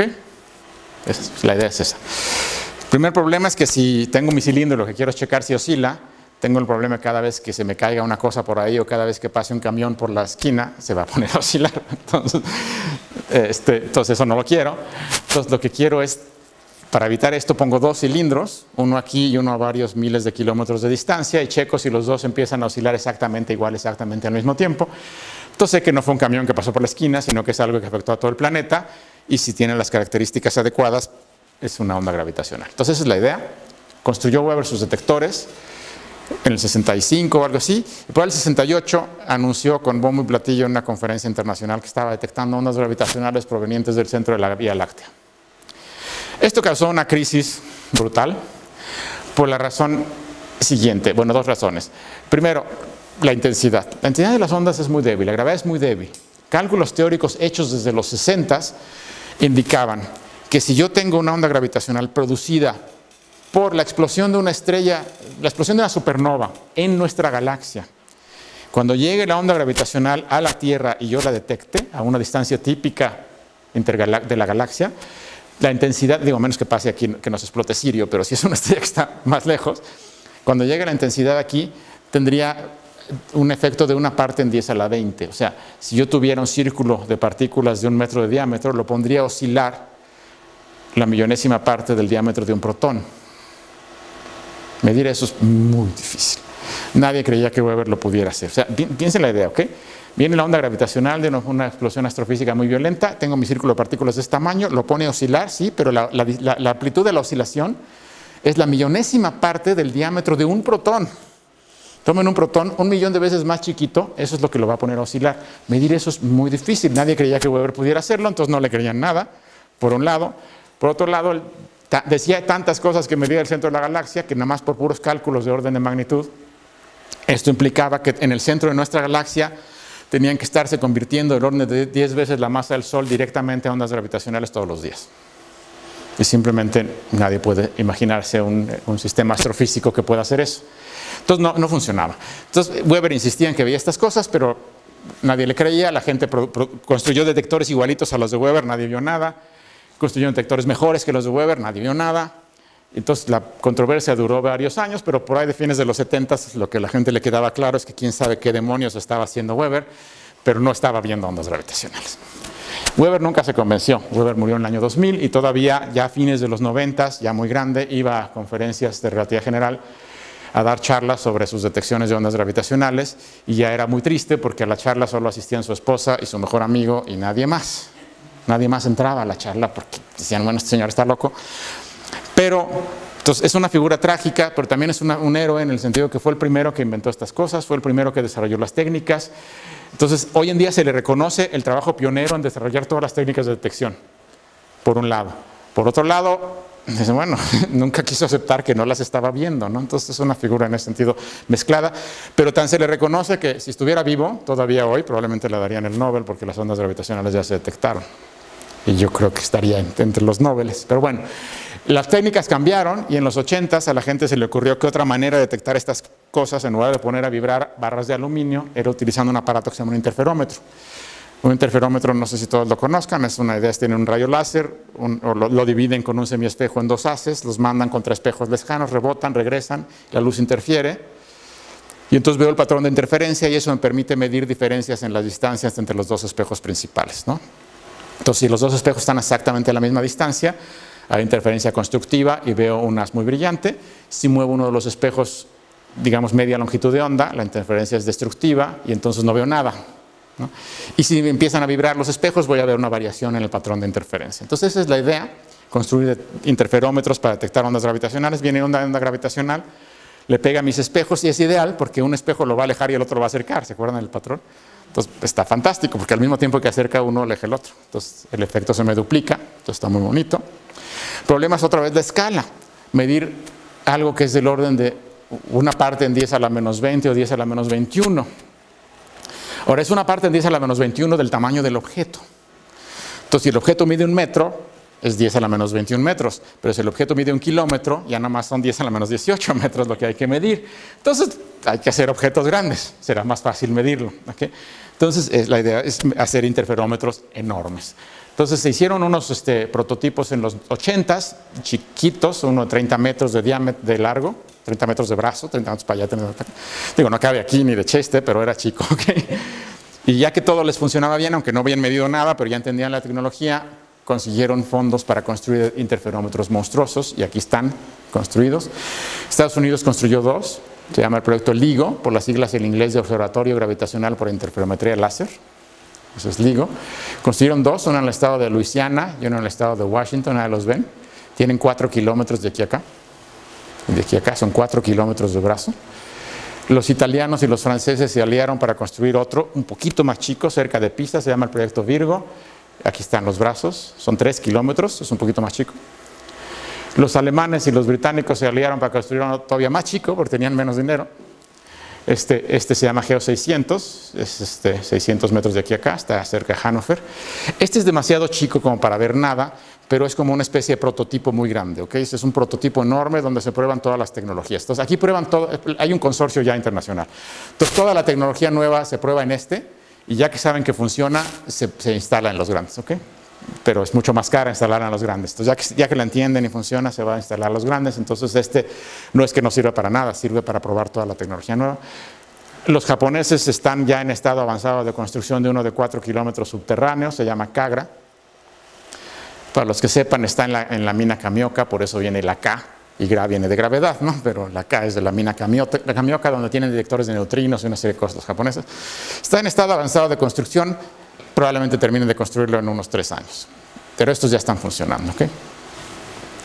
Hay planes de hacer uno en el espacio en el futuro. Por ahí el 2030, yo creo que es pronto, 2035, mandar un detector de ondas gravitacionales al espacio, ¿sí? Pero será más adelante. Y ahora sí, ya para terminar, estos detectores, estos dos, se terminaron de construir, digamos, la parte ingenieril sencilla por ahí el 2000. Toda la óptica complicada tardó mucho más, entonces la óptica terminó de estar lista en el 2005. Y siempre va como 3 o 4 años atrasado, ¿ok? Entonces, cualquier cosa que les diga de este va 3 o 4 años atrás. Entonces, estos por el 2005 empezaron a tomar datos, nada más que eran muy esporádicos, tomaban datos 2 semanas, lo apagaban 3 meses para volver a calibrar todo, volvían a tomar datos 3 semanas, los apagaban otros 6 meses, entonces así estuvo tomando datos durante 5 años, pero en esos 5 años en total no estuvo encendido tomando datos en realidad más de 3 o 4 meses durante 5 años, porque les digo, lo apagaban, lo ajustaban. ¿Sí? No vieron nada. No vieron nada durante un periodo de observación efectivo de unos cuantos meses a lo largo de 5 años, pero nadie estaba asustado de que no habían visto nada. ¿Por qué? Porque estos detectores iniciales eran marginales. Tenían una sensitividad exacta, más o menos de, como les decía, 1 parte en 10 a la 21. ¿Sí? Pero la siguiente pregunta es, o sea, ya que llegaste al numerito mágico, si tienes esa sensitividad, en principio sí deberías poder detectar ondas gravitacionales que vienen de un evento astrofísico violento relativamente cerca, en una galaxia cercana. ¿Qué tan seguido ocurren esos eventos astrofísicos violentos en esas galaxias así de cercanas? Por ejemplo, ¿qué tan seguido chocan 2 estrellas de neutrones o 2 agujeros negros en galaxias que están a unos cuantos millones de años luz de la Tierra? Entonces hace uno un cálculo estadístico, le pregunta a los astrofísicos y hace una estadística. Y si uno en todos lados pone el número que más le conviene, en todos los lugares donde haya incertidumbre, dices, bueno, este número me conviene más, y hace eso, uno llega a la conclusión de que en el mejor de los casos, una vez cada 50 años. La máquina estuvo, les digo, prendida no más de unos cuantos meses, no vio nada, pues nadie está preocupado. Pero tampoco nadie va a esperar 50 años. Entonces lo que hicieron fue apagarlas en el año 2010 e importar una bola de tecnología que se había probado aquí para mejorar todo. Mejoraron toda la óptica, cambiaron todo el material de los espejos, cambiaron todo el material de las suspensiones, aumentaron la potencia del láser, o sea, cambiaron todos los sistemas y al final la idea, todavía no llegan ahí, pero la idea es ganarle un factor de sensitividad como de 20. De momento nomás le han ganado como 6 o 7, pero esto va a seguir, entonces la idea es ganarle como de 20 a la sensitividad original. Ahora, 20 veces más sensible no quiere decir que vas a ver las cosas 20 veces más seguido, es mucho mejor que eso, porque el universo es tridimensional. ¿Sí? 20 veces más sensible quiere decir que puedes ver 20 veces más lejos, pero 20 veces más lejos quiere decir que puedes ver un volumen 8000 veces más grande. Es decir, 8000 veces más galaxias, es decir, en principio 8000 veces más eventos. ¿Okay? Entonces pasarías de un evento cada 50 años al orden de un evento a la semana. ¿Okay? Entonces suena muy bien. Entonces fue lo que hicieron, estuvieron apagadas 5 años, las volvieron a echar a andar en septiembre del 2015. ¿Okay? Y esto fue lo que pasó. 14 de septiembre de 2015, nos enteramos casi 6 meses después, porque lo mantuvieron en secreto, pero la observación es 14 de septiembre de 2015. La máquina tenía prendida menos de una semana. De hecho, ni siquiera habían avisado que ya la habían prendido. Nos avisaron que ya la habían prendido como 3 días después, el 19. Pero ya estaba prendida, llevaba prendida una semana, y entonces de repente, el 14 de septiembre de 2015, son 2 detectores, los gringos se ponen el lago tiene 2 detectores, Hanford y Livingston. Hanford vio esto y Livingston vio esto al mismo tiempo. De hecho, si uno toma esta y las encima, ve uno clarísimo que se enciman. Es la misma señal, la ven al mismo tiempo. Esta señal que es, pues si la ven aquí empieza, hay mucho ruido, el detector tiene mucho ruido porque los espejos están vibrando todo el tiempo por 80 millones de cosas, ¿no? Entonces hay mucho ruido. Pero sobre el ruido se ve clarísimamente esta señal y aquí está la otra y lo que ven es tum, tum, tum, tum, trrr. Esta señal es esta. Esta no es una señal real, esta es una simulación numérica del choque de 2 agujeros negros, la que les acabo de enseñar hace rato, nomás que aquí hay un zoom, aquí se ve más clarito el final. ¿Sí? Entonces ven, se van acercando, acercando, acercando, chocan y el agujero negro final se asienta. Esta. Esta es una señal simulada en una computadora, en una simulación de relatividad numérica muy complicada, que ya tenía varios años que la conocíamos. Esto es lo que vieron los detectores en el 14 de septiembre de 2015. Es lo mismo. Este es el choque de 2 agujeros negros. se detectó en ondas gravitacionales el choque de dos agujeros negros. Uno puede también leer de aquí las señales, por ejemplo, la amplitud, aquí se ve clarísima. Bueno, 1 en estas unidades, pero aquí en la leyenda dice 10 a la menos 21. Entonces es una amplitud de 10 a la menos 21, que es lo que uno esperaba. Y si se pudo ver, ahí está, la amplitud es 10 a la menos 21. A partir de la amplitud puedo decir la distancia, ahorita les digo cuál es la distancia, y también de la frecuencia, aquí ven el tiempo en segundos, 0.3, 0.4 segundos, de aquí a acá hay una décima de segundo. ¿Okay?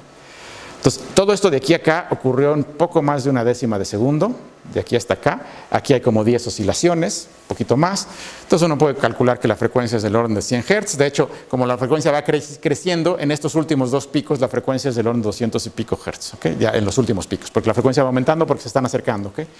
Entonces la frecuencia pico es como de 200 Hz, la frecuencia está directamente relacionada, bueno, inversamente relacionada a la masa total del sistema, y uno, por ejemplo, uno se sabe de memoria que la masa del Sol, si tuvieran masas solares, uno sabe que de memoria que la colisión tendría una frecuencia pico de aproximadamente 3000 Hz, este es de 200 Hz, lo que me da un factor de 20. Entonces, son agujeros negros del orden de 20 o 30 masas solares. Eso se ve de aquí, no necesito ni siquiera hacer ningún cálculo, ¿okay? Lo veo a ojo, pero cuando uno hace los cálculos detallados, sí, resulta que son dos agujeros negros de 29 y 36 masas solares cada uno. Cuando chocaron, se fusionaron en un agujero negro final de 62 masas solares. ¿Sí? La distancia a la que ocurrió la puedo obtener de la amplitud, porque simplemente la amplitud decae con la distancia de manera muy conocida. Entonces la distancia es 1300 millones de años luz. 400 megaparsecs son unidades que les gustan a los astrónomos, o sea, muy lejos. ¿Okay? Muy lejos. Para que se den una idea, la galaxia de Andrómeda está a 2 millones de años luz de nosotros, esto es 1300 millones de años luz, es casi 1000 veces más lejos que la galaxia de Andrómeda. Ahí ocurrió la colisión. Como viajan a la velocidad de la luz, quiere decir que la colisión en realidad ocurrió hace 1300 millones de años. Cuando estos dos agujeros negros chocaron, las formas de vidas más complejas en el planeta Tierra eran bacterias. ¿Sí?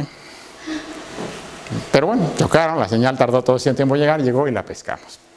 La acabamos de pescar. Estas son las masas. Si checan, 29 más 36 da 65, ¿no? Pero el agujero negro final tiene solo 62 masas solares. ¿Qué le pasó a las otras 3 masas solares? E igual a mc al cuadrado, se convirtieron en energía.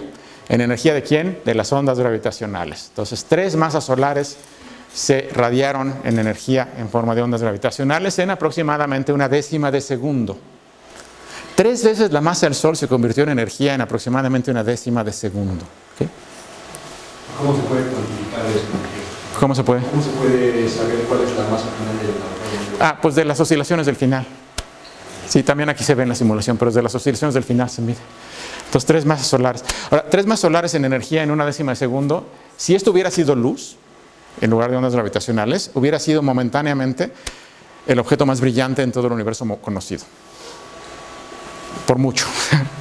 Hubiera sido más brillante que, de hecho, hubiera sido más brillante que todo el resto del universo junto durante esa fracción de segundo. ¿Okay? Nada más que no es luz, entonces no se ve con los ojos. La señal viene en ondas gravitacionales. ¿Okay? Otra cosa que se ve de aquí, que se puede medir a partir de la frecuencia, no le hagan mucho caso, bueno, se ven aquí. La gráfica en negra me dice la separación, aquí está el eje, medida en el tamaño del agujero negro final. Entonces se van acercando hasta que están pues, a la distancia del agujero negro final, básicamente, ¿no? La verde es la velocidad de la órbita, la velocidad a la que están dando vueltas. ¿Sí? Medida del lado izquierdo en unidades de la velocidad de la luz. Empiezan, cuando los pescamos, se están moviendo al 30% de la velocidad de la luz. Cuando chocan, están moviéndose al 60% de la velocidad de la luz. El choque ocurre al 60% de la velocidad de la luz. ¿Okay? Entonces ahí están. ¿Sí? Esta es una simulación de ese choque, hecha ya después, porque ya que teníamos los parámetros, la gente simuló el choque. 2 agujeros negros dando vueltas. En verde se ven las ondas gravitacionales que emite el sistema. Uno es un poquito más grande que el otro. ¿Sí? Varias vueltas, se van acercando, la intensidad crece. Entonces esta es una simulación, ¿ok? Es una simulación numérica hecha después de que vimos la medición, con los parámetros sacados de la medición. Entonces así es como hubiera pasado. Pum. Chocan, se fusionan, un último pulso y se acabó. ¿Okay? Luego aquí el sonido de la colisión. Vamos a ver si se oye.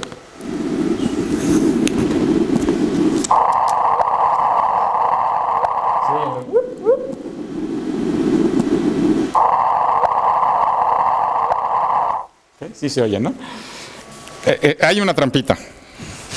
Se oye 2 veces. Aquí no se oye porque mis bocinas son muy malas. Cuando lo conecto a un buen sistema de sonido, sí se oye. Primero oyen un muy grave y en ese muy grave de repente se oye como un chasquido. ¿Okay? Esa es la señal de verdad de los detectores, nada más que aquí no se oye por las bocinas, pero como una bocina sí se oye. Pero es difícil de pescarla porque es un chasquido, ¿okay? Muy grave y muy rápido. Porque la frecuencia es 200 Hz. 200 Hz para nosotros son sonidos muy graves. Lo que hicieron después fue tomar la señal idéntica y simplemente toda correrla 1000 Hz. O sea, toda la señal idéntica la movieron 1000 Hz. Y esa es la que oyen después. Entonces, la señal correcta, pero movida artificialmente 1000 Hz más arriba para que la oigamos más fácil. Y esa se oye muy clarito. Entonces, no necesitamos computadoras para decirnos que chocó. Si hubiéramos estado ahí oyendo, lo hubiéramos oído, ¿ok? ¿Dónde ocurrieron? En el cielo. Esta es la Vía Láctea. Esta es toda la esfera celeste, pero a los astrónomos les gustan estos mapas. Toman toda la esfera celeste y la aplastan en un círculo. Entonces, toda la esfera celeste, aquí está la Vía Láctea. Y ocurrió en algún lugar por ahí, pero muy lejos, ¿ok? No ocurrió en nuestra galaxia, ocurrió mucho más. Echa el hemisferio sur. ¿Cómo sé que es el hemisferio sur? Esta es la nube menor de Magallanes y esta es la nube mayor de Magallanes. Entonces, solo se ve desde el hemisferio sur. Entonces, ocurrió en el hemisferio sur, pero en algún lugar por aquí, pero muy lejos, a 1300 millones de años luz, pero en algún lugar por aquí. A esta escala, la luna llena se ve como una bolita de este tamaño, ¿ok? Entonces, si se fijan, esta banana es muchísimo más grande que la luna llena, lo que quiere decir que somos malísimos para localizarlo, ¿ok? ¿Cómo lo localizamos? Porque son 2 detectores. Como son 2 detectores, podemos... En realidad, esta y esta no ocurrieron exactamente al mismo tiempo, se los dije, pero les mentí. Para ver esta de acá, una de ellas, de hecho esta, la tuvieron que atrasar un poquito, 7 milisegundos. Un detector detectó la señal 7 milisegundos antes que el otro. Entonces, sabiendo que ocurrió uno a 7 milisegundos antes que el otro y que la señal viene a la velocidad de la luz, puedo usar esa información para triangular y decir de dónde vino. Y entonces de ahí puedo deducir que vino de algún lugar por aquí. ¿Sí? Si tuviera 3 detectores lo podría mejorar. Entonces, con 3 detectores ya podríamos reducirlo a una cosa más o menos del tamaño de la luna llena. Y vamos a tener 3 detectores el año que viene, porque el detector italiano, que les digo que siempre va varios años atrasado, si todo sale bien, el detector italiano va a estar funcionando a fines de este año. Entonces, para fines de este año vamos a tener 3 detectores. Y vamos a poder localizar una cosa en la región del tamaño de la luna llena. El problema es que a esas distancias, a 1300 millones de años luz en algo del tamaño de la luna llena en el cielo, hay miles de galaxias. Entonces, bueno, ¿sabe de cuál de todas esas vino? Pero bueno, este es el segundo evento. No es tan limpio como el primero, no se ve tanto. En junio del 16 nos avisaron de un segundo evento, pero que en realidad había ocurrido en diciembre. O sea, tardan mucho en avisarnos porque hacen una bola de análisis y demás. El evento ocurrió el 26 de diciembre. Los agujeros negros eran más chiquitos, 14 y 8 masas solares. La distancia muy parecida, 440 megaparsecs, en este caso un poquito más lejos. La señal era más débil porque los agujeros negros eran más chiquitos y estaban un poquito más lejos, pero como los agujeros negros son más chiquitos, la frecuencia es más alta. Y como la frecuencia es más alta, quedan durante más tiempo en la banda que puede ver el detector. Entonces el detector pudo ver más tiempo la colisión, más órbitas. Entonces aquí está, la línea negra está puesta después, ¿ok? Está extraída después. Y aquí está, aquí hay uno y el otro. Pero está puesta a mano después de la extracción de datos. Lo que uno ve a ojo es lo rojo y lo azul, donde uno no ve nada. ¿Okay? ¿Cómo sabemos que están ahí? Pues porque le enseñamos a la computadora a reconocer estas señales en el ruido. Que no es difícil, son técnicas sofisticadas, pero no es difícil. Es algo parecido a lo que pasa si ustedes están en una fiesta con una bola de personas y un ruido del demonio y alguien por allá dice, fulanito, y ese es tu nombre, entonces lo más probable es que sí lo oigas.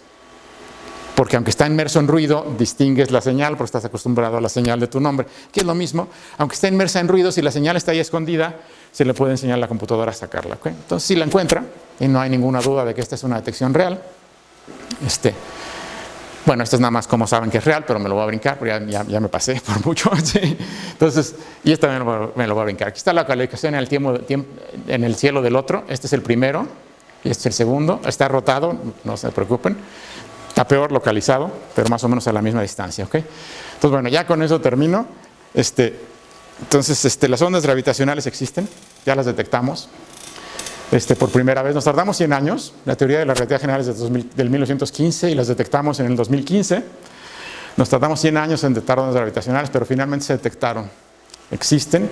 Podemos predecir la señal con simulaciones numéricas de relatividad numérica en la computadora. Podemos compararla con señales reales. Hasta el momento hemos visto 2. Y la comparación es fantástica. Entonces estamos muy seguros de que existen. Esto va a ser motivo de premio Nobel. No se los dieron el año pasado, no me queda claro por qué, pero si no se los dan este año, vamos a ir todos a quemar al Comité Nobel, porque se lo merecen, yo creo, sin ninguna duda. Pero no es nada más eso. Una vez detectadas las ondas gravitacionales, vamos a empezar a hacer astronomía con ondas gravitacionales.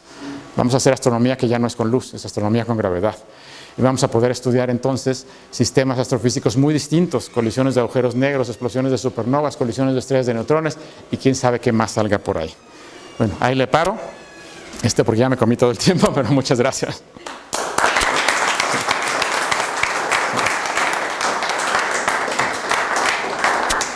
Muchas gracias, Miguel. Creo que tenemos ya poco tiempo, ¿verdad? Sí, yo sé, perdón, pero pues, si quieren un par de preguntas, sí. Sí.